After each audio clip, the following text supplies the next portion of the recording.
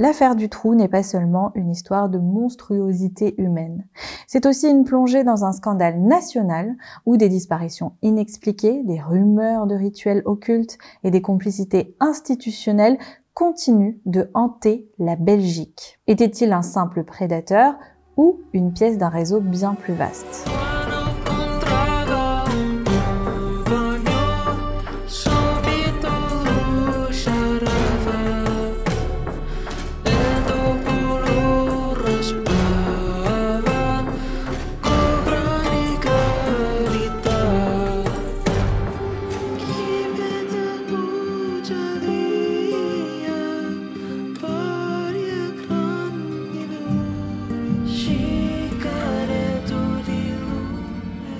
« 1996. La Belgique est secouée par une série de disparitions d'enfants. Elle plonge dans l'horreur avec l'arrestation de Marc Dutroux. Cet homme, un électricien sans histoire de Marcinelle, est à l'origine d'une affaire qui va marquer le pays à jamais. Mais à ce moment-là, personne ne peut imaginer l'ampleur des horreurs qu'il a orchestrées. Dutroux n'est pas un inconnu pour la justice belge, loin de là. En 1989, il est condamné à 13 ans de prison pour l'enlèvement et le de 5 jeunes filles. Pourtant, après seulement 3 ans derrière les barreaux, il est libéré pour bonne conduite. Une décision qui choquera après coup l'opinion publique. Dès sa libération, Dutroux reprend ses activités criminelles. Mais cette fois-ci, il ne se contente pas de ses propres méfaits. Il élabore un véritable système autour de lui. Il aménage plusieurs propriétés dans la région, transformant certaines pièces en véritables prisons souterraines. Ces caches, étroites et insonorisées, deviennent le tombeau des victimes qu'il enlève. Mais Dutroux n'agit pas seul. Il agit avec l'aide de sa femme, Michel Martin, et de complices comme Michel Lelièvre. Il orchestre des enlèvements minutieux, ciblant des jeunes filles vulnérables. Le 15 août 1996, l'horreur éclate au grand jour. La police enquête sur la disparition de Julie Lejeune et Mélissa Russo, 2 enfants de 8 ans. Et il découvre une pièce cachée dans la maison de Marc Dutroux. À l'intérieur, les 2 filles sont retrouvées mortes de faim des mois après leur enlèvement. Pour les enquêteurs, c'est un choc.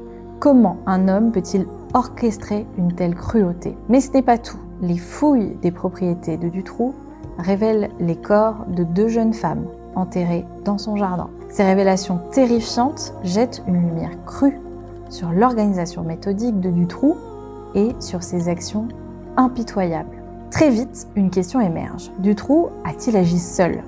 Les témoignages de ses complices et les éléments découverts dans ces maisons laissent penser qu'il pourrait faire partie d'un réseau bien plus vaste impliquant des figures influentes. Des rumeurs commencent à circuler sur l'existence de fêtes macabres et de rituels impliquant l'élite belge. Marc Dutroux est bien plus qu'un. Il incarne un système de terreur organisé. Mais derrière cette façade, des indices troublants suggèrent qu'il pourrait n'être qu'une pièce dans un puzzle bien plus vaste et effrayant. Alors que l'enquête sur Marc Dutroux progresse, les policiers et l'opinion publique commencent à entrevoir une réalité encore plus saisissante. Les preuves découvertes dans les propriétés de Dutroux, ainsi que les témoignages de ses complices, laissent penser qu'il n'agissait pas seul. Mais ces éléments vont plus loin. Ils suggèrent l'existence d'un réseau organisé dépassant largement les capacités d'un simple prédateur. Parmi les indices les plus troublants, plusieurs témoignages d'anciennes victimes évoquent des soirées étranges, souvent décrites comme des fêtes secrètes où des abus auraient lieu. Certains parlent de figures influentes présentes, vêtues de masques et participant à des actes qui ressemblent à des rituels. Des détails flous mais concordants commencent à émerger, nourrissant tous les soupçons. Les journaux s'emparent des rumeurs, des articles commencent à circuler sur l'implication possible d'élites belges dans un réseau de certains y ajoutent une dimension encore plus sinistre, évoquant des rituels satanistes et des... Bien que ces affirmations restent non prouvées, elles alimentent un climat de suspicion généralisé. Les complices de Dutroux ajoutent à cette atmosphère de mystère. Michel Lelièvre, l'un de ses plus proches alliés, décrit un homme méthodique qui semblait obéir à des ordres venant de plus haut. Michel Martin, la femme de Dutroux, affirme qu'il lui parlait souvent de contacts importants capable de le protéger. Ces déclarations, bien que vagues, laissent entendre que Dutroux n'était peut-être pas le cerveau principal de cette machinerie criminelle. Ces soupçons s'intensifient lorsque des documents codés sont retrouvés dans les propriétés de Dutroux, ainsi que des enregistrements mentionnant des noms cryptiques. Bien que leur signification reste floue, ces éléments renforcent l'idée que Dutroux faisait partie d'un réseau beaucoup plus vaste. À mesure que les investigations sur Marc Dutroux avancent, des témoignages troublants commencent à émerger, évoquant des dimensions bien plus sombres que de simples crimes isolés. Parmi ces récits, certains anciens proches, complices ou victimes indirectes décrivent des pratiques inquiétantes qui suggèrent une implication dans des rituels occultes, possiblement liés à un réseau d'élite. Une ancienne victime qui avait réussi à s'échapper avant de devenir une proie directe décrit des soirées spéciales, organisées dans des propriétés luxueuses. Elle parle d'un environnement chargé de symboles étranges, d'individus masqués et d'actes qu'elle ne comprenait pas à l'époque mais qu'elle identifie aujourd'hui comme des rituels. Ces récits évoquent des scènes mêlant d'animaux et parfois des actes plus sinistres encore. Ces descriptions, bien qu'imprécises, trouvent un écho dans d'autres témoignages et indices matériels.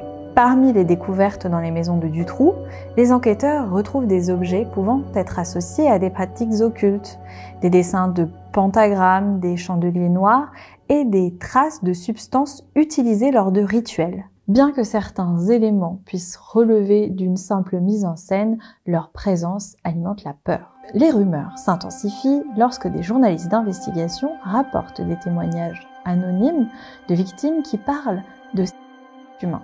Si ces accusations restent non prouvées, elles contribuent à dépeindre un tableau encore plus sinistre. Certaines victimes affirment même avoir vu des figures publiques participer à ces fêtes, des individus protégés par leur statut social et leur pouvoir. Le climat devint encore plus électrique lorsque des documents censés être confidentiels sont divulgués. Ils contiennent des listes de noms et de codes qui pourraient désigner des participants à ces rituels. Bien que l'interprétation de ces documents reste controversée, ils renforcent l'idée que Dutroux n'agissait pas seul et qu'il avait des protecteurs très puissants. Alors que l'affaire Dutroux continue de secouer la Belgique, les soupçons de l'existence d'un réseau impliquant des figures influentes prennent de plus en plus d'ampleur. Les témoignages des victimes, les découvertes dans les propriétés de Dutroux et les éléments divulgués dans la presse créent une atmosphère de méfiance généralisée. Pour beaucoup, il devient inconcevable que cet homme ait pu agir seul.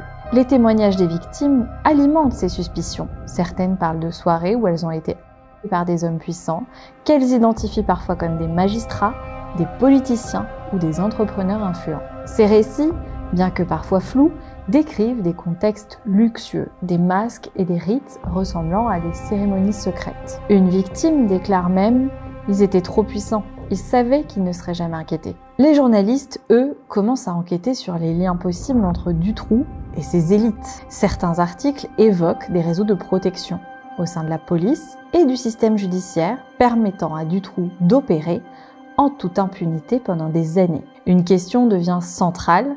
Comment un homme avec un casier judiciaire aussi lourd a-t-il pu rester en liberté et échapper à la surveillance? Les rumeurs prennent une dimension explosive lorsqu'un ancien juge d'instruction, Jean-Marc Connerotte, évoque des pressions inhabituelles exercées sur l'enquête. Connerotte, connu pour son implication dans la recherche des disparus, déclare avoir été écarté de l'affaire pour des raisons obscures, renforçant l'idée d'un réseau qui chercherait à se protéger. Les documents retrouvés chez Dutroux ajoutent à ce climat de suspicion. Certains contiennent des listes de noms codés ou de références à des figures anonymes, laissant entendre qu'ils auraient pu avoir des commanditaires ou des protecteurs. Bien que la justice n'ait jamais établi de lien direct, ces éléments alimentent les théories les plus sombres.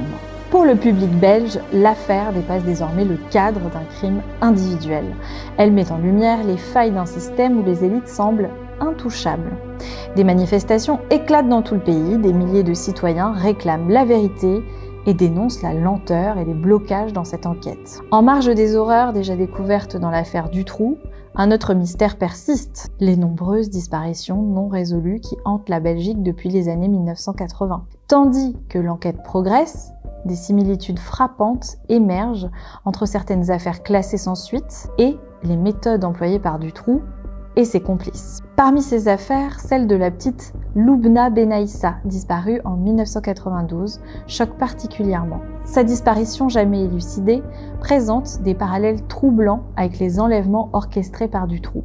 Bien que son nom ne figure pas dans les documents officiels, plusieurs enquêteurs suspectent un lien indirect. Des éléments similaires sont retrouvés dans d'autres cas, où les victimes semblaient avoir été ciblées de manière méthodique. Des témoignages de victimes ayant échappé aux griffes de Dutroux suggèrent également l'existence de collaborations avec d'autres réseaux, peut-être liés au trafic d'êtres humains ou à des cercles criminels internationaux. Certains d'entre eux évoquent des convois de jeunes filles transportées à l'étranger, dans des conditions rappelant des réseaux de traite humaine.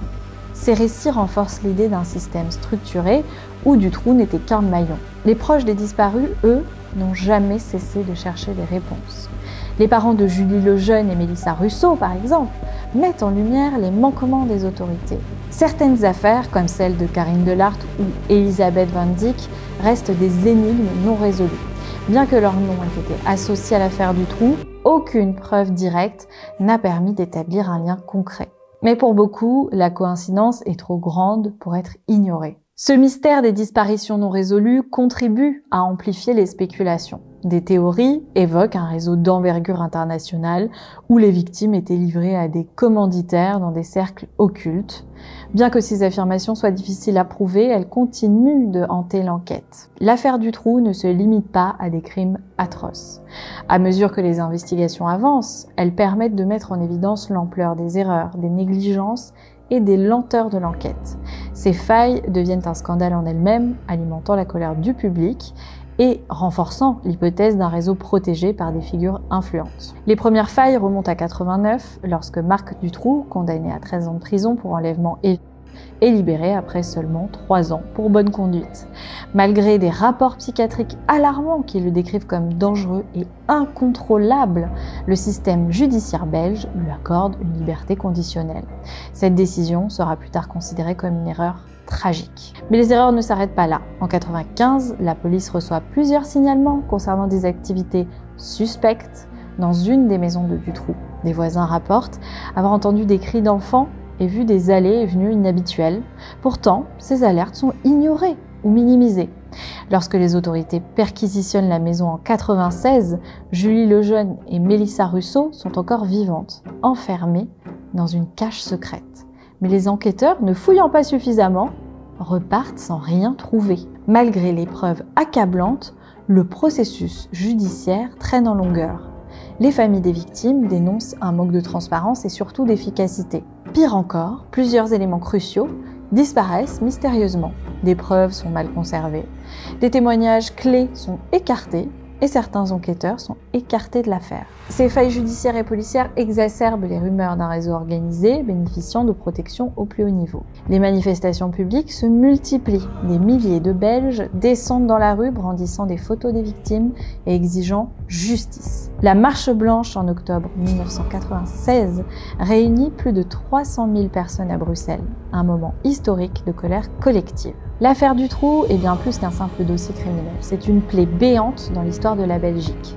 Si Marc Dutroux, Michel Martin et leurs complices ont été arrêtés et condamnés, de nombreuses zones d'ombre persistent et nourrissent un sentiment d'injustice et de frustration dans le pays. En 2004, Marc Dutroux est condamné à la réclusion criminelle à perpétuité. Michel Martin, reconnu coupable de complicité, reçoit une peine de 30 ans.